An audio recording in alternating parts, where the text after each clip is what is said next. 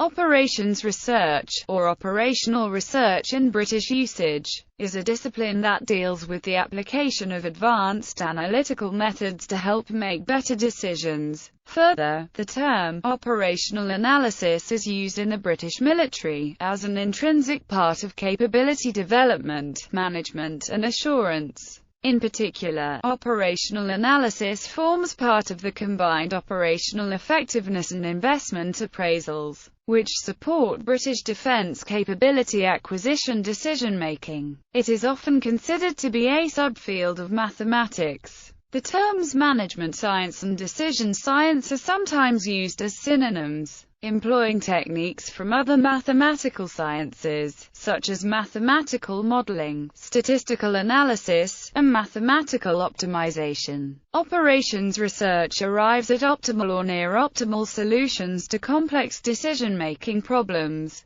because of its emphasis on human-technology interaction and because of its focus on practical applications. Operations research has overlap with other disciplines, notably industrial engineering and operations management, and draws on psychology and organization science. Operations research is often concerned with determining the maximum or minimum of some real-world objective, originating in military efforts before World War II. Its techniques have grown to concern problems in a variety of industries. Overview. Operational research encompasses a wide range of problem-solving techniques and methods applied in the pursuit of improved decision-making in efficiency, such as simulation, mathematical optimization, queuing theory and other stochastic process models, Markov decision processes, econometric methods, data envelopment analysis, neural networks, expert systems, decision analysis, and the analytic hierarchy process. Nearly all of these techniques involve the construction of mathematical models that attempt to describe the system. Because of the computational and statistical nature of most of these fields, or also has strong ties to computer science and analytics. Operational researchers faced with a new problem must determine which of these techniques are most appropriate given the nature of the system, the goals for improvement, and constraints on time and computing power. The major subdisciplines in modern operational research, as identified by the journal Operations Research, are computing and information technologies, financial engineering, manufacturing, service sciences, and supply chain management, marketing engineering, policy modeling and public sector work, revenue management, simulation, stochastic models, transportation, history. As a discipline, operational research originated in the efforts of military planners during World War I. In the decades after the two world wars, the techniques were more widely applied to problems in business, industry and society. Since that time, operational research has expanded into a field widely used in industries ranging from petrochemicals to airlines, finance, logistics, and government, moving to a focus on the development of mathematical models that can be used to analyze and optimize complex systems, and has become an area of active academic and industrial research. Historical origins. Early work in operational research was carried out by individuals such as Charles Babbage. His research into the cost of transportation and sorting of mail led to England's universal penny post in 1840, and studies into the dynamical behaviour of railway vehicles in defence of the GWR's broad gauge. Percy Bridgman brought operational research to bear on problems in physics in the 1920s and would later attempt to extend these to the social sciences. Modern operational research originated at the Bawdsey Research Station in the UK in 1937 and was the result of an initiative of the station's superintendent, P. Rowe. Rowe conceived the idea as a means to analyse and improve the working of the UK's early warning radar system, Chain Home. Initially, he analysed the operating of the radar equipment and its communication networks, expanding later to include the operating personnel's behavior. This revealed unappreciated limitations of the CH network and allowed remedial action to be taken. Scientists in the United Kingdom, including Patrick Blackett, Cecil Gordon, Solly Zuckerman, C. H. Waddington, Owen Wansborough-Jones, Frank Yates, Jacob Bronowski and Freeman Dyson, and in the United States with George Dantzig, looked for ways to make better decisions in such areas as logistics and training schedules. Second World War. The modern field of operational research arose during World War II. In the World War II era, operational research was defined as a scientific method of providing executive departments with a quantitative basis for decisions regarding their operations under their control. Other names for it included operational analysis and quantitative management. During the Second World War, close to 1,000 men and women in Britain were engaged in operational research. About 200 operational research scientists worked for the British Army. Patrick Blackett worked for several different organisations during the war. Early in the war, while working for the Royal Aircraft Establishment, he set up a team known as the Circus, which helped to reduce the number of anti-aircraft artillery rounds needed to shoot down an enemy aircraft from an average of over 20,000 at the start of the Battle of Britain to 4,000 in 1941. In 1941, Blackett moved from the RAF to the Navy, after first working with RAF Coastal Command in 1941 and then early in 1942 to the Admiralty. Blackett's team at Coastal Command's Operational Research Section included 2 future Nobel Prize winners and many other people who went on to be preeminent in their fields. They undertook a number of crucial analyses that aided the war effort.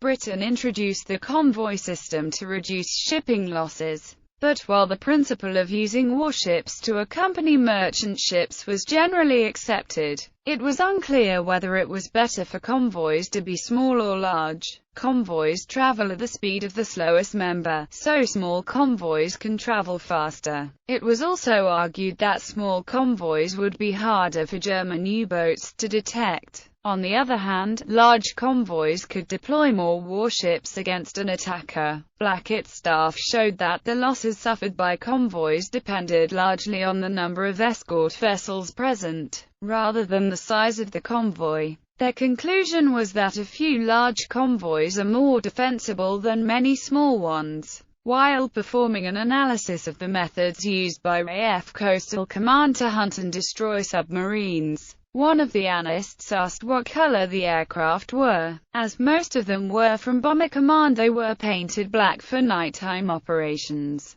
At the suggestion of CCOs, a test was run to see if that was the best color to camouflage the aircraft for daytime operations in the gray North Atlantic skies. Tests showed that aircraft painted white were on average not spotted until they were 20% closer than those painted black. This change indicated that 30% more submarines would be attacked and sunk for the same number of sightings. As a result of these findings, Coastal Command changed their aircraft to using white undersurfaces. Other work by the CCOs indicated that on average, if the trigger depth of aerial delivered depth charges were changed from 100 feet to 25 feet, the kill ratios would go up. The reason was that if a U-boat saw an aircraft only shortly before it arrived over the target, then at 100 feet the charges would do no damage. And if it saw the aircraft a long way from the target, it had time to alter course underwater, so the chances of it being within the 20-foot kill zone of the charges was small. It was more efficient to attack those submarines close to the surface when the target's locations were better known than to attempt their destruction at greater depths when their positions could only be guessed.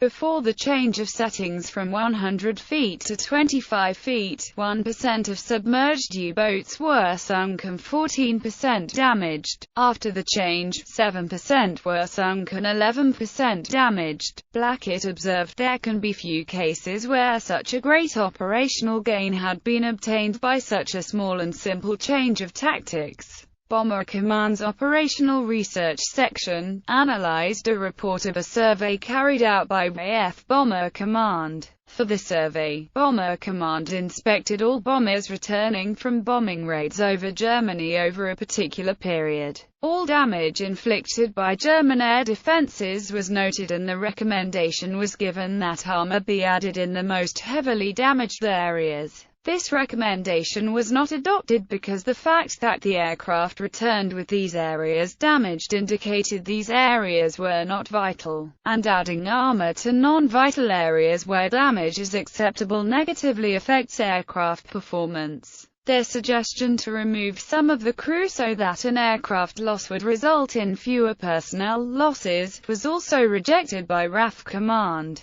Blackett's team made the logical recommendation that the armor be placed in the areas which were completely untouched by damage and the bombers which returned. They reasoned that the survey was biased, since it only included aircraft that returned to Britain. The untouched areas of returning aircraft were probably vital areas, which, if hit, would result in the loss of the aircraft. When Germany organized its air defenses into the Camouflage line, it was realized by the British that if the RAF bombers were to fly in a bomber stream, they could overwhelm the night fighters who flew in individual cells directed to their targets by ground controllers. It was then a matter of calculating the statistical loss from collisions against the statistical loss from night fighters to calculate how close the bombers should fly to minimize RAF losses. The exchange rate ratio of output to input was a characteristic feature of operational research.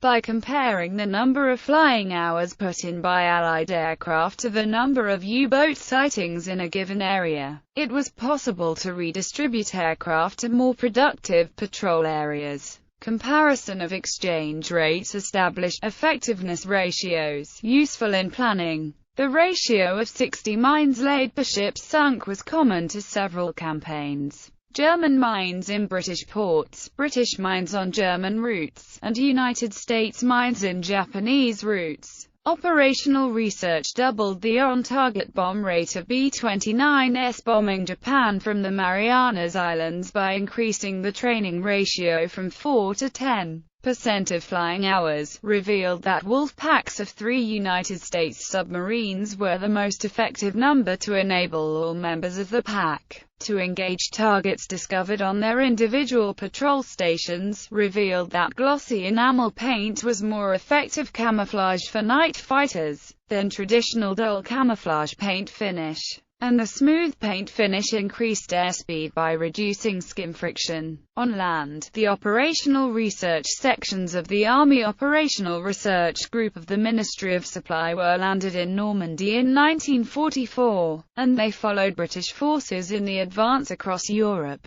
They analyzed, among other topics, the effectiveness of artillery, aerial bombing and anti-tank shooting. After World War II, with expanded techniques and growing awareness of the field at the close of the war, operational research was no longer limited to only operational, but was extended to encompass equipment procurement, training, logistics and infrastructure. Operations research also grew in many areas other than the military once scientists learned to apply its principles to the civilian sector. With the development of the simplex algorithm for linear programming in 1947 and the development of computers over the next 3 decades, operations research can now solve problems with hundreds of thousands of variables and constraints. Moreover, the large volumes of data required for such problems can be stored and manipulated very efficiently. Problems addressed: critical path analysis or project planning, identifying those processes in a complex project which affect the overall duration of the project. Floor planning,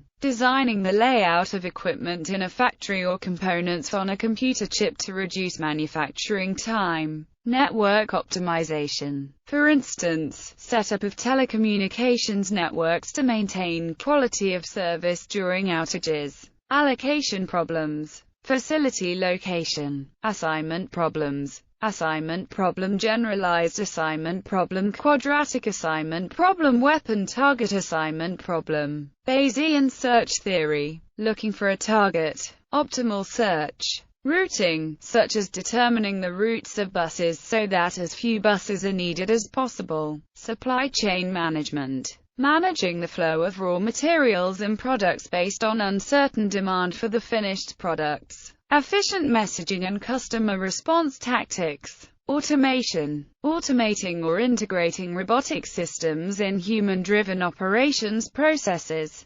globalization, globalizing operations processes in order to take advantage of cheaper materials, labor, land or other productivity inputs, transportation, managing freight transportation and delivery systems, scheduling, personnel staffing, manufacturing steps, project tasks, network data traffic. These are known as queuing models or queuing systems, sports events and their television coverage, blending of raw materials in oil refineries, determining optimal prices, in many retail and B2B settings, within the disciplines of pricing science. Operational research is also used extensively in government where evidence-based policy is used. Management science. In 1967, Stafford Beer characterized the field of management sciences, the business use of operations research.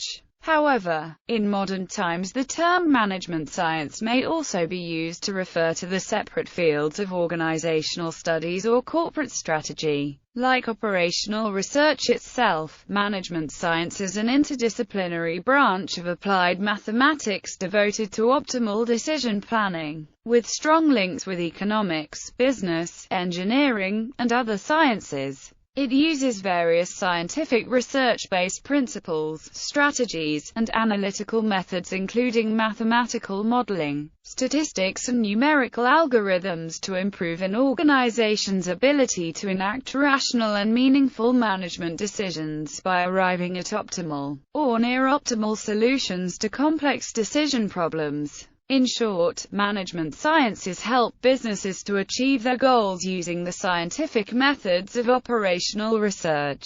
The management scientist's mandate is to use rational, systematic, science-based techniques to inform and improve decisions of all kinds. Of course, the techniques of management science are not restricted to business applications but may be applied to military, medical, public administration, charitable groups, political groups or community groups. Management science is concerned with developing and applying models and concepts that may prove useful in helping to illuminate management issues and solve managerial problems, as well as designing and developing new and better models of organizational excellence. The application of these models within the corporate sector became known as management science. Related fields. Some of the fields that have considerable overlap with operations research and management science include applications. Applications of management science is abundant in industry, as airlines, manufacturing companies, service organizations, military branches, and in government. The range of problems and issues to which management science has contributed insights and solutions is vast.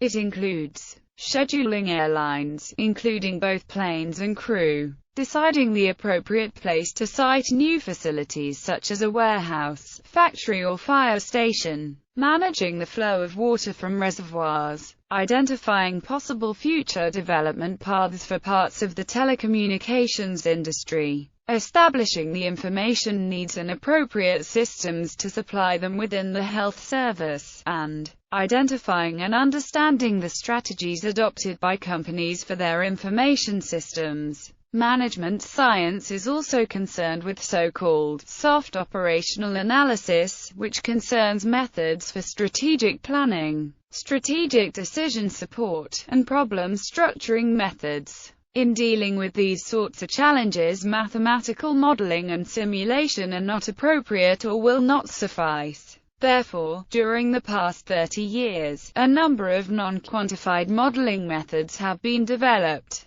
These include stakeholder-based approaches including metagame analysis and drama theory, morphological analysis, and various forms of influence diagrams. Approaches using cognitive mapping. The strategic choice approach. Robustness analysis.